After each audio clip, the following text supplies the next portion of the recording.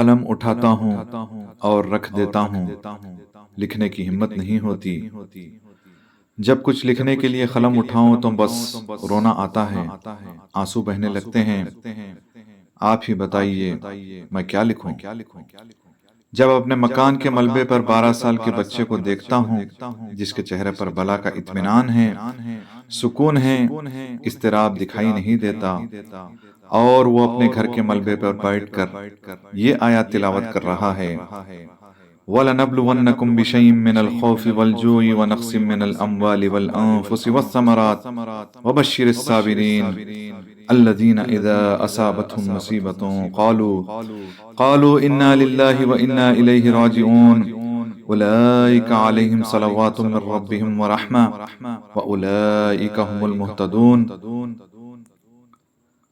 اور ضرور ہم تمہیں آزمائیں گے، کچھ ڈر اور بھوک سے، اور کچھ مالوں اور جانوں اور پھلوں کی کمی سے، اور خوشخبری سنا ان صبر کرنے والوں کو کہ جب ان پر کوئی مصیبت پڑے تو وہ کہیں ہم اللہ کے مال ہیں اور ہم کو اسی کی طرف پھرنا ہے۔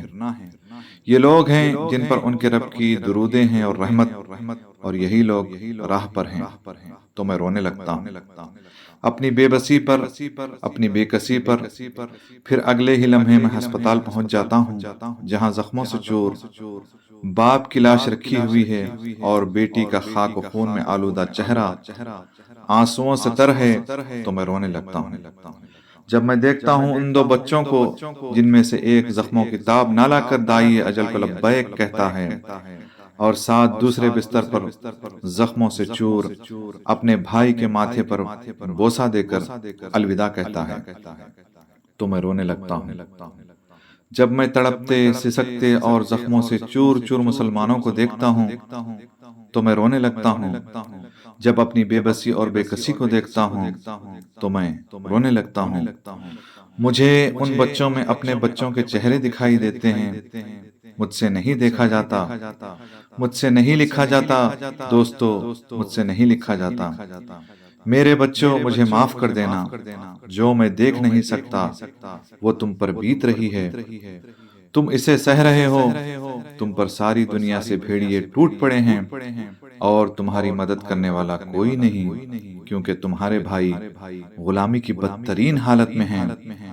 کہنا ضرور چاہتا ہوں ان وحشیوں سے، ان بھیڑیوں سے، اے درندو، ظلم تمہاری سرشت اور فطرت میں ہے۔ تم انہی ظالموں کی اولاد ہو جنہوں نے انبیاء کو قتل کیا، تم انہی کے جنے ہوئے وہ سپولے ہو جنہوں نے رسول اللہ صلی اللہ علیہ وآلہ وسلم سے معاہدہ کر کے معاہدے کی خلاف ورزی کی، تم وہی ہو جنہوں نے رسول اللہ صلی اللہ علیہ وآلہ وسلم کی جان لینے کی کوشش کی، تم وہی ہو جنہوں نے حرمت و حیا کو تباہ کیا، تم وہی ہو جنہوں نے غزوہ احزاب میں پیٹھ میں چھرا گھونپنے کی کوشش کی۔